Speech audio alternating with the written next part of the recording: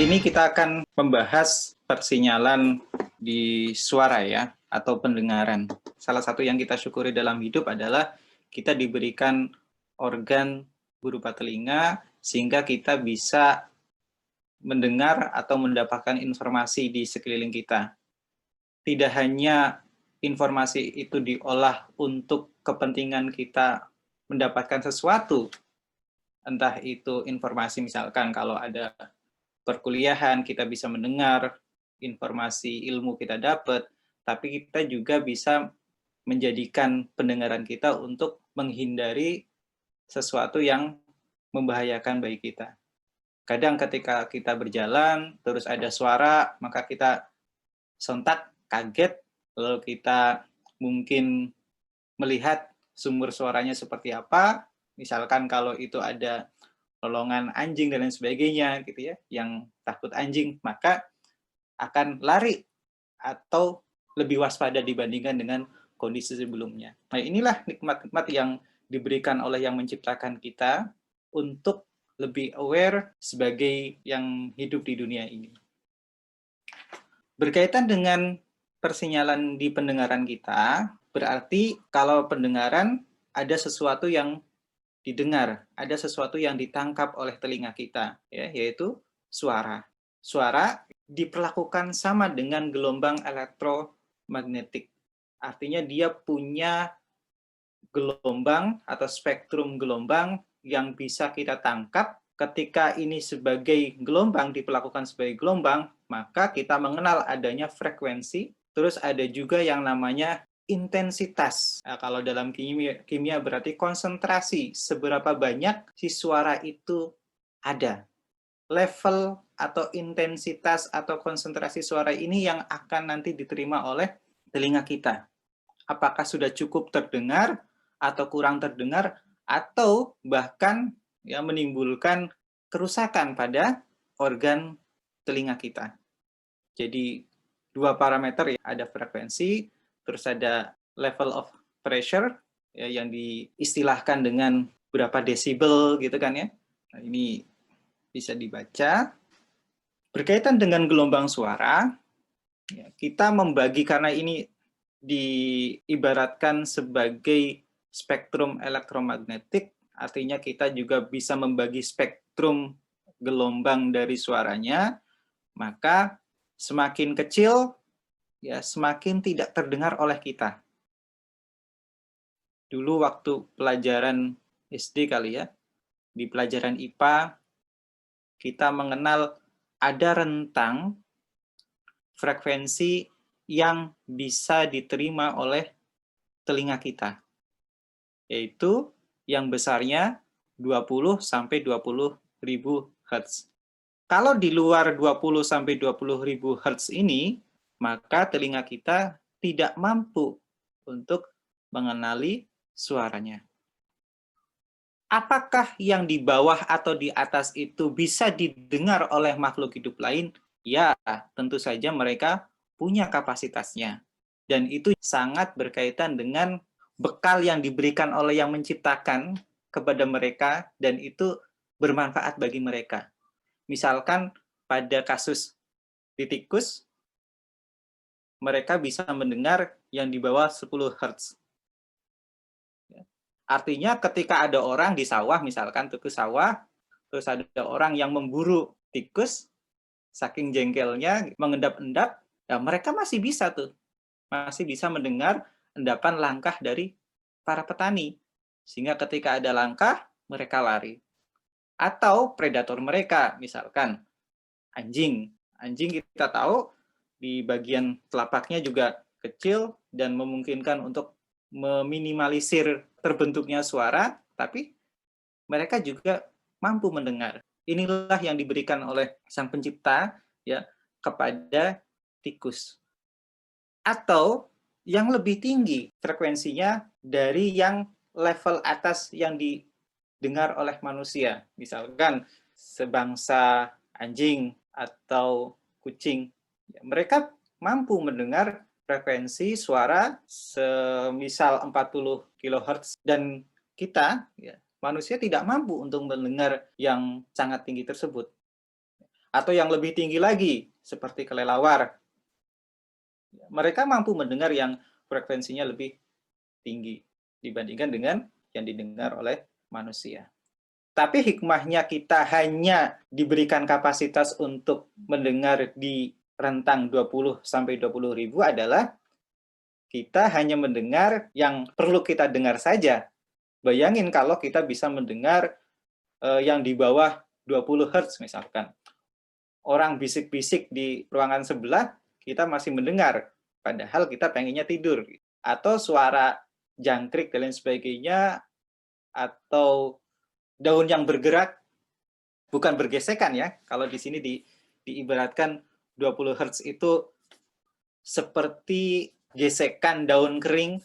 Kalau di bawah itu, misalkan daun yang bergerak atau rumput-rumput yang bergoyang, kita bisa mendengar itu. Ya, maka akan bising telinga kita dan kita tidak bisa konsentrasi. Karena manusia sejatinya itu adalah fokus pada kegiatan tertentu. Atau lebih tinggi dibandingkan 20 ribu. Berarti kita akan nanti terdistraksi dengan suara-suara yang lain. Nah, ini yang menjadikan kita aman, nyaman, ternyata kita tersetting hanya untuk bisa mendengar 20 sampai 20 ribu Hz. Bisakah kita mendengar di bawah 20? Bisa dengan alat bantu. Tapi normalnya kita mampu mentolerir suara dengan frekuensi 20 sampai 20 ribu Hz. Nah, contohnya di sini keheningan di perpustakaan sekitar di bawah 40 desibel. Nah, kalau di kantor sekitar 70.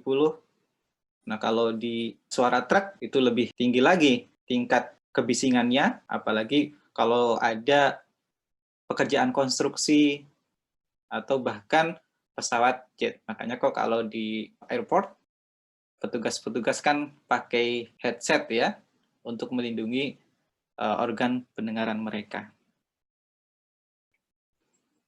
Bagaimana dengan manusia yang tadi dianugerahkan oleh yang menciptakan kita berupa organ telinga? Ya, kita bagi anatomi dari telinga kita menjadi 3 bagian. Yang pertama adalah telinga bagian luar. Di sini ada yang namanya daun telinga, lalu ada saluran pendengaran luar di sini. Lalu ada yang bagian tengah di sini. Nah, di sini ada ossicles. Ini sebatas apa ya namanya kalau dalam bahasa Indonesia, ada tulang-tulang kecil, ada malleus. Malleus itu hammer. Hammer itu apa? Tulang martil ya. Ada incus. Ini apa namanya ya? Incus bahasa Indonesianya itu landasan ya. Tulang landasan. Kalau stapes ini ada tulang sanggurdi ini. Bentuknya seperti sanggurdi. Oke. Ini di bagian tengah. Lalu ada juga di bagian sini yang berdekatan dengan stapes ini ada nah, kalau bahasa Inggrisnya oval window, berarti apa? Jendela oval ya. Di sini. Ini biasanya penamaannya bergantung pada bentuknya seperti apa. Nah, ini bentuknya oval ya, kita bilang oval window. Kalau bentuknya bulat, ya berarti jendela bulat. Lalu ada di telinga bagian dalam, itu ada yang namanya saluran atau kanal semisirkular, atau ada yang mengatakan juga serapannya dalam bahasa Indonesia itu setengah lingkaran atau semi lingkaran. Nah, di sini yang terkenal banget ya, ini namanya apa? Siput atau cochlea. Dan di sini nanti akan terkoneksi dengan saraf pendengaran. Nah, saraf pendengaran ini nanti akan terkoneksi dengan otak kita. Oke, sampai sini jelas ya. Jadi anatomi dari telinga kita tersusun atas 3 bagian, yakni bagian luar, pembatasnya adalah ini, di gendang telinga, atau selaput gendang, ada bagian daun, ada saluran pendengaran luar, lalu di sini ada gendang telinga. Nah, kalau di bagian tengah, di sini adalah tulang-tulang kecil, ada tulang martil, ada tulang landasan, incus, ada tulang sanggurdi. Nah, ini nanti yang akan terkoneksi dengan si gendang telinga untuk meneruskan sinyal-sinyal suara ke bagian dalam. Oke, nah nanti masuk ke sini di rumah siput ya, di sini. Nah di sini intinya bagaimana suara diolah sedemikian rupa, diterjemahkan istilahnya, lalu dikirimkan kepada otak. Nah, di sini juga ada saluran eustasia, tapi ini tidak dituliskan di sini. Pada bagian luar, perhatikan, jadi biasanya kalau saya belajar biokimia itu membayangkan kalau bagian tubuh kita ya, biokimia tubuh membayangkan organ tubuh kita sendiri. Bayangkan kita memiliki telinga, dan ada yang namanya daun telinga. Daun telinga itu berfungsi untuk menangkap suara. Bayangin kalau nggak ada daun telinga. Suaranya, lawan suara kita misalkan di depan kita, ya, maka nanti akan lewat saja ke belakang. Tapi ternyata yang menciptakan kita mendesain gendang telinga agak berhadap-hadapan dengan lawan bicara kita. Dan kita juga ternyata bisa merasakan kan, kalau ada yang memanggil di belakang. Artinya ada suara lalu ditangkap oleh daun telinga kita. Meskipun itu di belakang telinga kita. Jadi ditangkap, nanti disalurkan, dilewatkan ke kanal auditori. Uniknya adalah bentuk dari kanal auditori ini memungkinkan suara yang masuk untuk mengalami resonansi. Seperti gitar itu kan ya.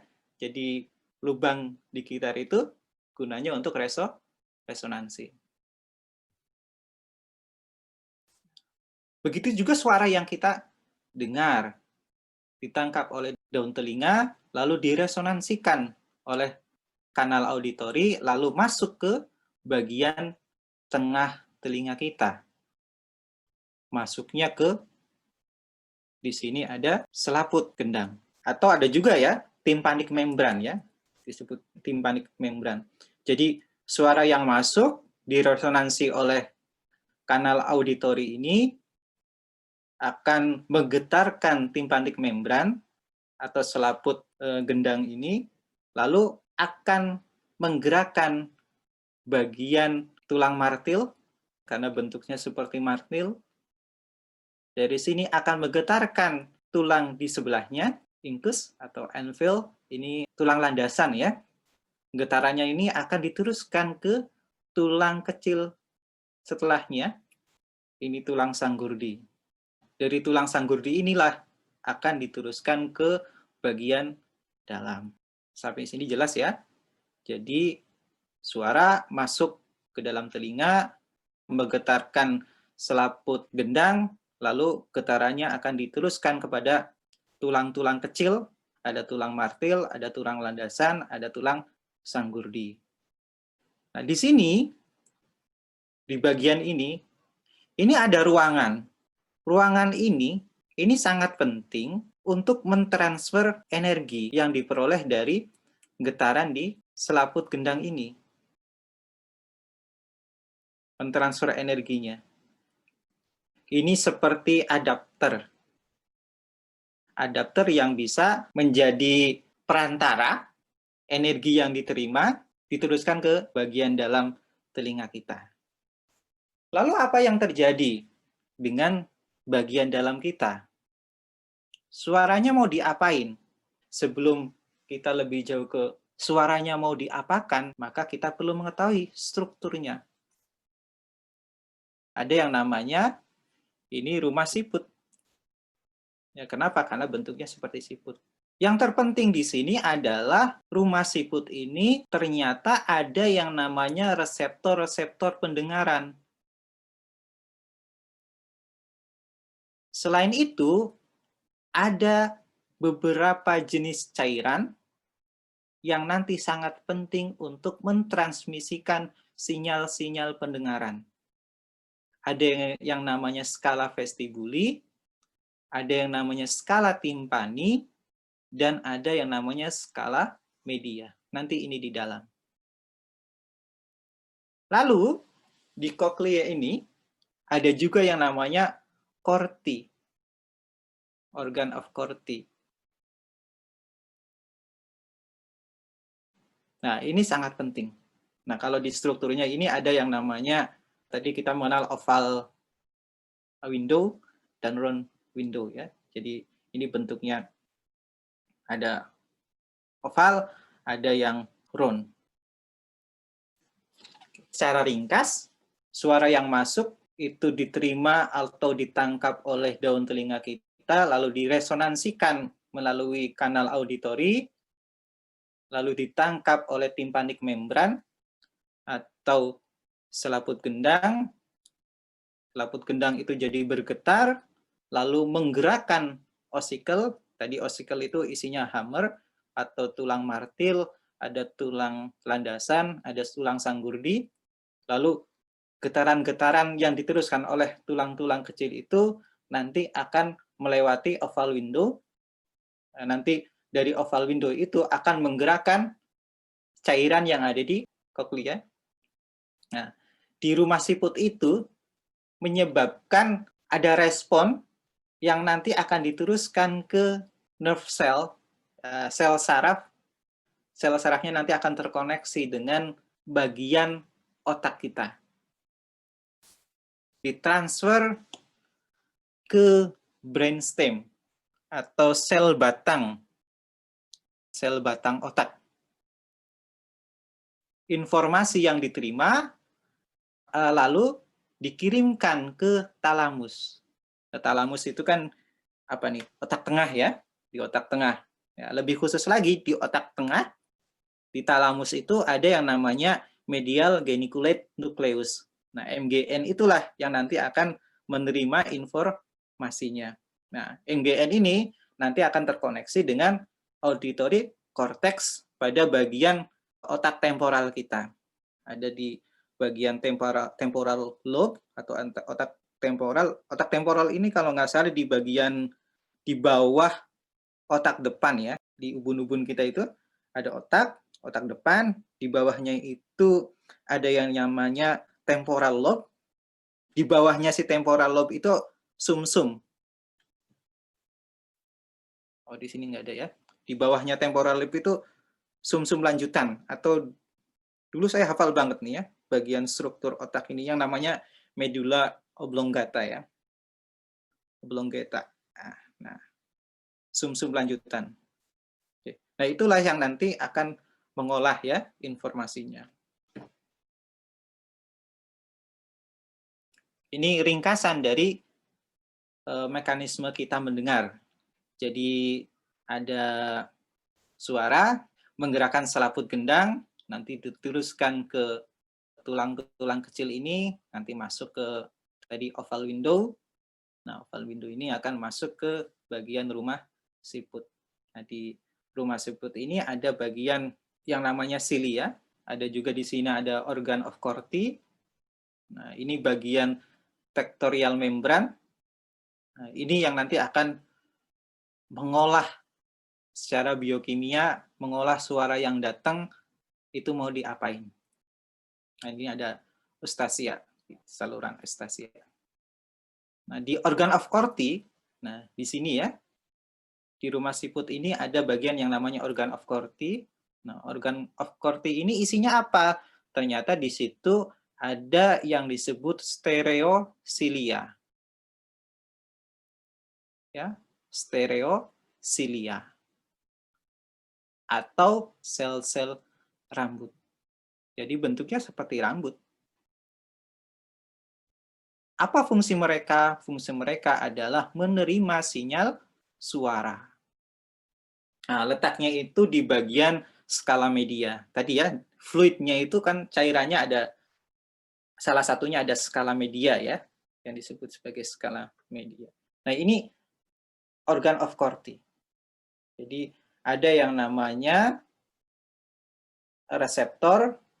Nah, di sini ada yang namanya stereocilia atau rambut terang. Ini gambaran yang lain ya. Jadi kalau dipotong bagian organ of Corti-nya itu ya ada yang disebut inner hair cell. Nah, sel rambut yang di bagian dalam di sini. Lalu ada juga yang di luar. Ini ya. Yang di luar ini dekat dengan tektorial membran. Ya, ini bagian luarnya. Ini jadi rambut bagian dalamnya di sini. Rambut bagian luarnya di sini. Oke, lalu di bagian sini nomor 3 ada tunnel of Corti, ada tunnelnya. Oke, lalu di bagian sini ada basilar membran. Ya. Ini penting kenapa? Karena basilar membran ini akan bergerak atau bergetar kalau ada suara.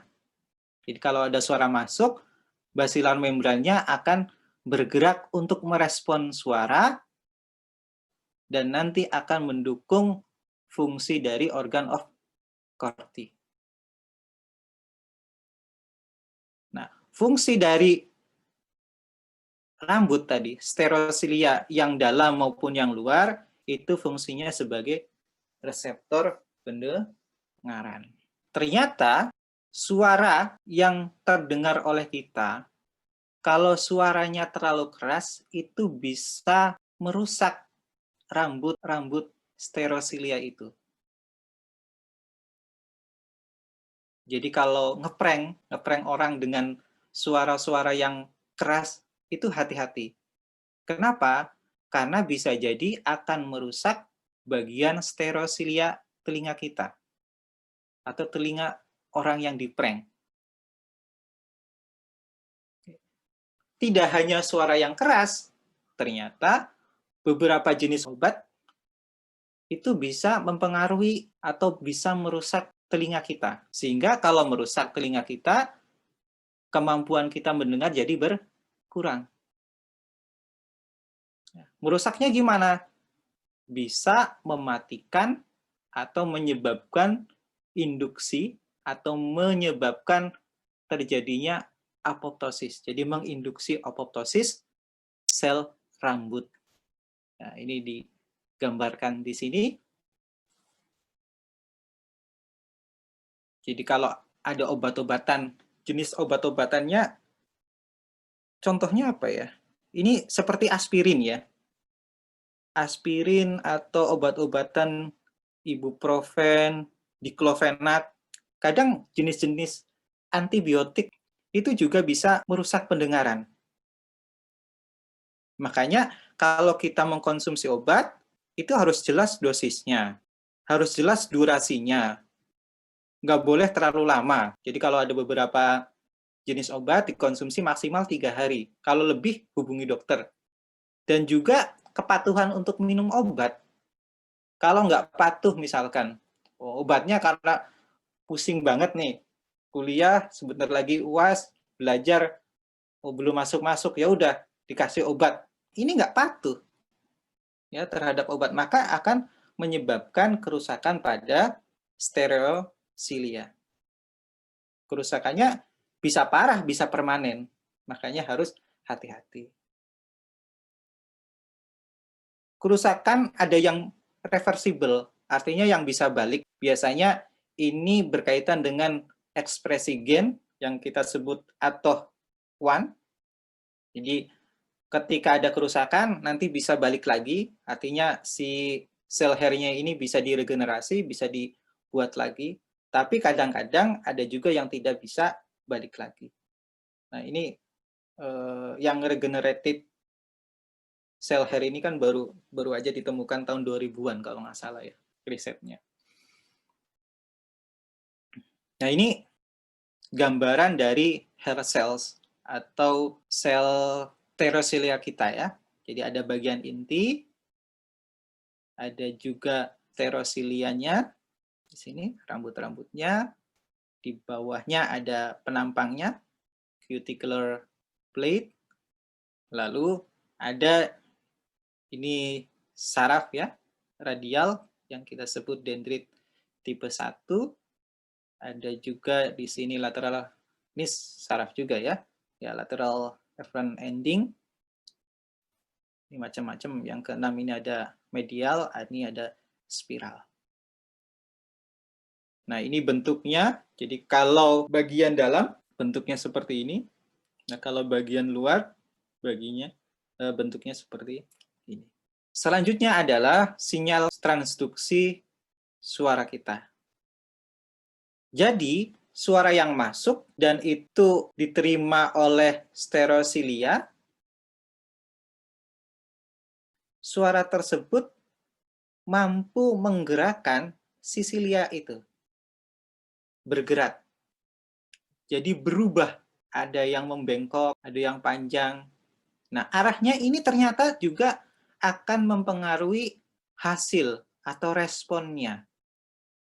Jadi kalau orang bilang A, B, C, D, suara yang berbeda, itu juga gerakan dari stereosilianya juga berbeda. Pergerakan inilah yang nanti akan mempengaruhi influx atau keluar masuknya K+, ion K+. Nah, ion K+ ini nanti akan mengubah polaritas di sel stereosilianya. Jadi K+-nya nanti akan mengubah polaritas di dalam selnya. Nanti bergantung, ada yang sifatnya mendepolarisasi, ada yang sifatnya meningkatkan polaritas atau hyperpolarize. Contohnya ini. Jadi kalau ada suara lalu menyebabkan kanal ionnya ini menutup, ada suara yang menyebabkan kanal K+-nya ini menutup, maka akan terjadi hiperpolarisasi. Kenapa? Karena K+-nya nggak masuk ke dalam sel. Di sini dalam kondisi hiper. Sebaliknya, kalau suara yang masuk menyebabkan kanal K+-nya ini terbuka, maka K+-nya akan masuk ke dalam, sehingga nanti akan mengaktifasi Ca2+ yang ada di dalam sel. Di sininya terjadi depolarisasi, di dalam selnya ada aktivasi channel 2+. Nah, kalau terjadi influx Ca2+, maka cairan sinapsnya yang ada di sel ini akan ditransfer nanti ke sel saraf. Dan sel sarafnya itu nanti akan mengirimkan sinyalnya ke bagian auditory cortex. Oke. Jadi telinga kita bagian kanan maupun kiri itu sama-sama bisa mendengar, lalu suara yang diterima itu bisa ditransmisikan ke otak yang bagian kanan ini maupun otak yang bagian kiri. Jadi bukan dari telinga kanan nanti diolah oleh otak kanan, bukan.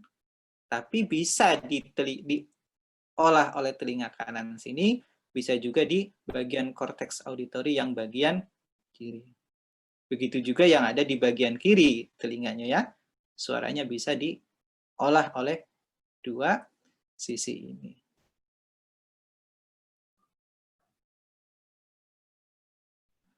Dan yang paling penting, ternyata bagian auditory cortex kita itu sifatnya apa ini disebutnya tonotopically organized.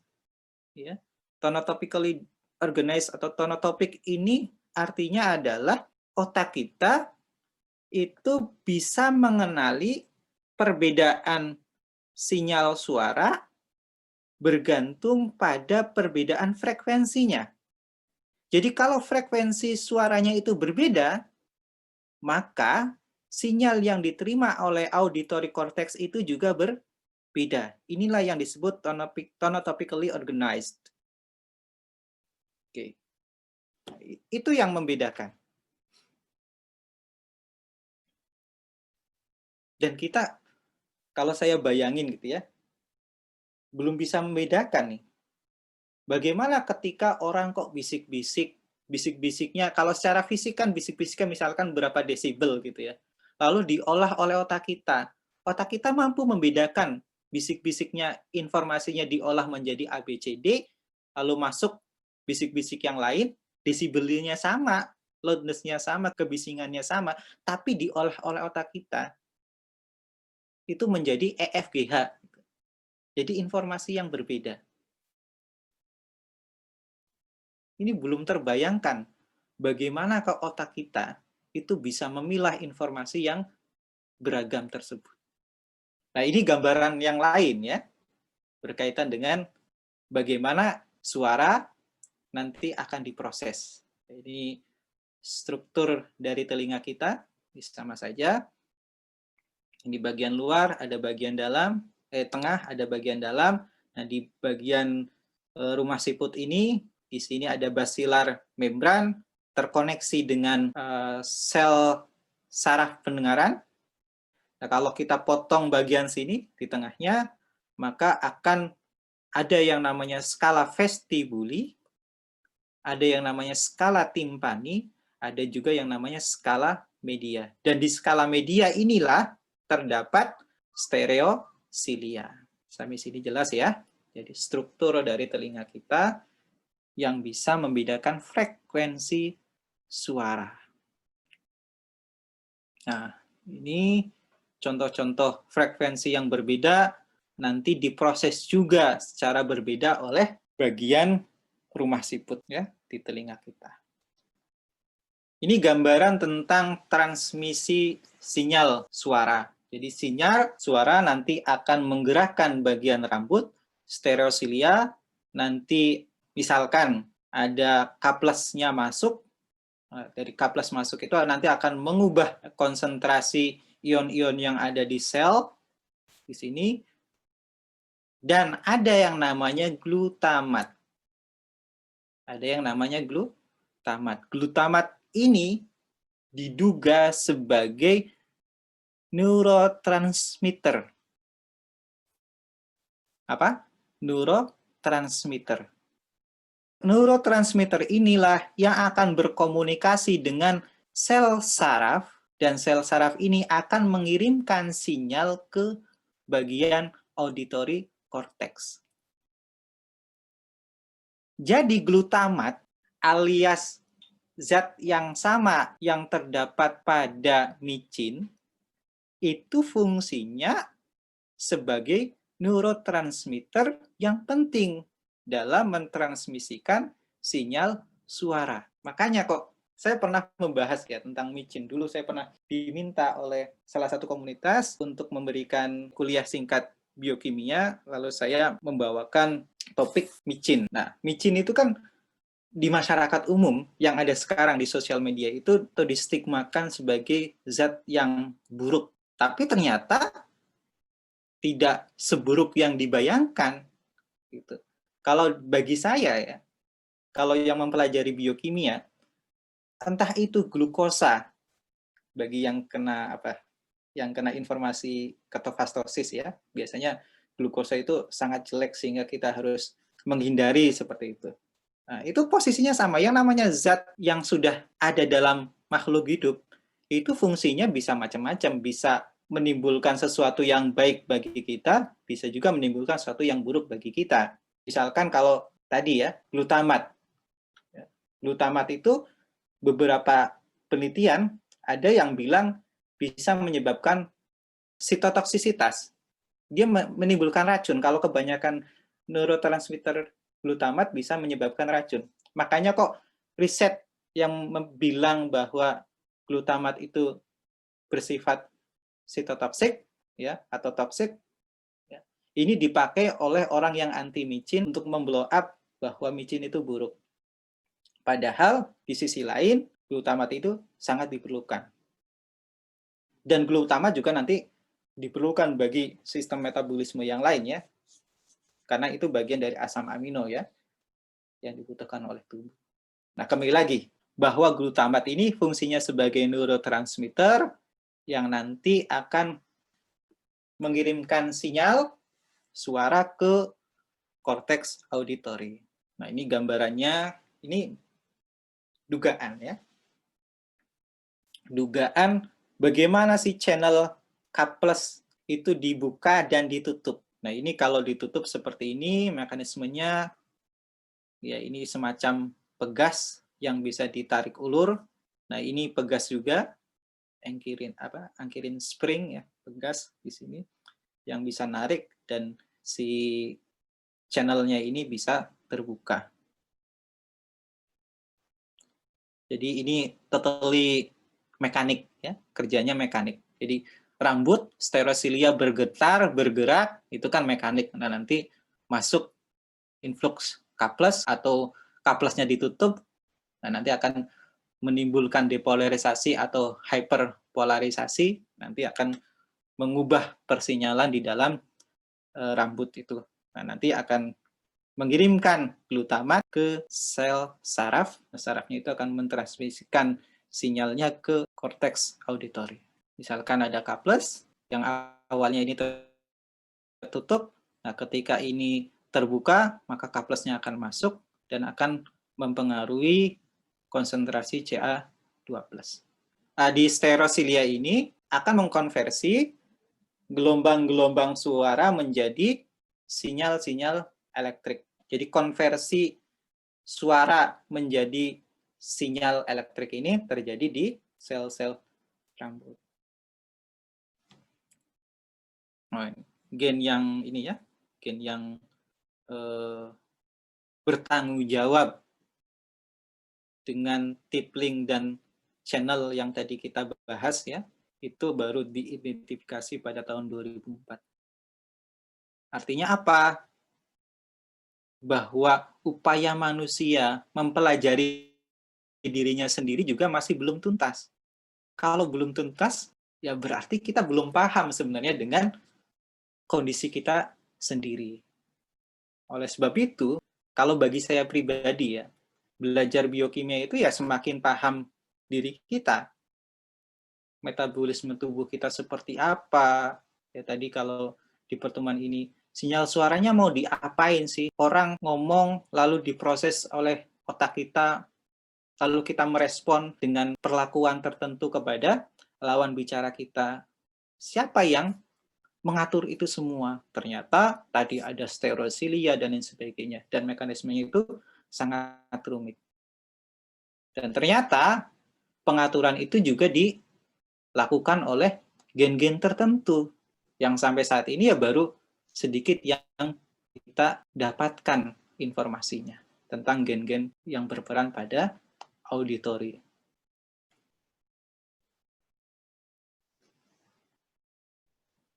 Nah, ini sinyal transduksi ya. Jadi sama saja sebenarnya. Jadi gelombang suara tersebut nanti akan menggerakkan rambut-rambut, stereosilia, dan juga akan membuat basilar membrannya itu bergerak juga. Nah, basilar membran itu kan di bagian organ of Corti juga ya. Nah, ini neurotransmitter, jadi glutamat, ya, yang tadi saya sampaikan, menjadi neurotransmitter, memberikan sinyal kepada sel saraf. Nah, di sini ada yang namanya reseptor-reseptor yang akan menerima glutamat, ya. Kalau sudah menerima glutamat, nah reseptornya ini akan teraktivasi. Ternyata ada pengaturan khusus. Misalkan, ini ada reseptornya GluR23. Pada kondisi umum, ya, yang teraktivasi nanti adalah tipe AMPA. Tapi ada juga yang lain seperti NMDA atau NR1 yang dia bekerja pada kondisi saat suara yang diterima oleh kita itu frekuensinya terlalu tinggi, sini under noisy condition. Jadi mungkin dengan frekuensi tertentu bisa diterima oleh AMP AMPA yang teraktivasi, tapi pada kondisi yang lebih gitu ya, maka yang teraktivasi itu adalah NR1 dari NMDA yang nanti akan bekerja. Nah, nanti di bagian saraf ya, kita kenal juga ya. Jadi neurotransmitter di saraf itu kan ada contohnya asetilkolin dan lain sebagainya. Ini gambaran kalau suara yang kita terima itu terlalu keras, dipekakan oleh suara yang keras, maka rambut-rambutnya akan tidak beraturan. Artinya rusak. Rusaknya itu bisa permanen ya, rusak permanen. Makanya kok kita harus hati-hati ya untuk menjaga organ-organ tubuh kita. Jadi ngomongnya juga yang ya lembah lembut, yang diperlukan gitu ya. Kecuali kalau nggak dengar-dengar ya, maka kita suaranya juga dikeraskan juga nggak masalah. Tapi overall inilah yang terjadi pada sistem pendengaran kita. Ini simpulan dari transduksi suara kita, persinyalan suara kita, jadi diterima oleh daun telinga kita, lalu ditangkap oleh selaput gendang, ya, menjadi getaran, nanti ditransmisikan oleh ossicles di sini, ada tulang-tulang kecil, nanti di oval windows, ya, di oval windows ini akan ditransmisikan ke rumah siput. Nah, di sini akan menggerakkan bagian basilar membran. Di situ ada stereocilia juga yang nanti akan membuka tutup ion K+, yang nanti akan mempengaruhi konsentrasi Ca2+ di dalam sel, dan nanti akan terjadi perbedaan potensial, dan nanti akan diterima oleh si sel saraf. Ya, tadi ada neurotransmitter berupa glutamat. Nah, kalau di sel saraf nanti bisa macam-macam, ya. Lalu diterima oleh otak kita sebagai informasi, oh ini dia berkata A, berkata B, dan seterusnya. Yang kita sebut ya, ini mekanismenya disebut sound transduction. Oke, terima kasih. Assalamualaikum warahmatullahi wabarakatuh.